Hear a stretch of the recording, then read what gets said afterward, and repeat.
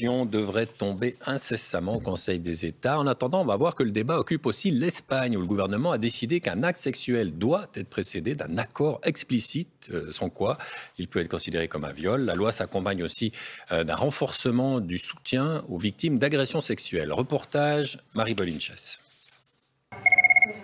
Tout commence par un appel à l'aide. À l'autre bout du fil, une victime de violences sexuelles contacte ce centre ouvert 24 heures sur 24 à Valence. Pour des raisons de sécurité, les opératrices sont anonymes. Pilar est leur responsable. On commence par les déculpabiliser, leur faire réaliser ce qui est arrivé. Puis on leur donne rendez-vous au centre pour leur offrir un accompagnement complet. Sur place, les victimes sont reçues par des psychologues, des travailleuses sociales et des avocates. Un soutien indispensable quand on sait que seuls 10% portent plainte. Il y a une peur, un sentiment de culpabilité, un blocage émotionnel chez ces femmes.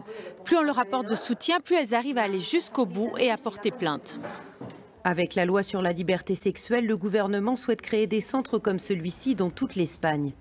Mais surtout, désormais, tout acte sexuel sans consentement explicite sera considéré comme un viol.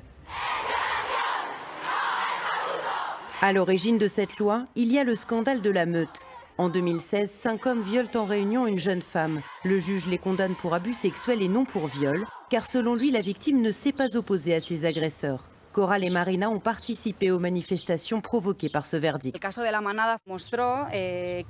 L'exemple de la meute a montré qu'il fallait que les choses changent. Comment est-ce possible qu'on ait peur de sortir seul dans la rue?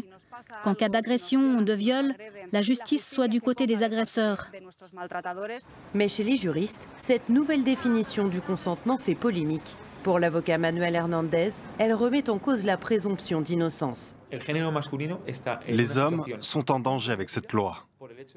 Dorénavant, il suffira que la plaignante affirme qu'elle n'a pas donné son consentement pour que cela constitue une preuve, pour qu'un homme soit reconnu coupable et condamné.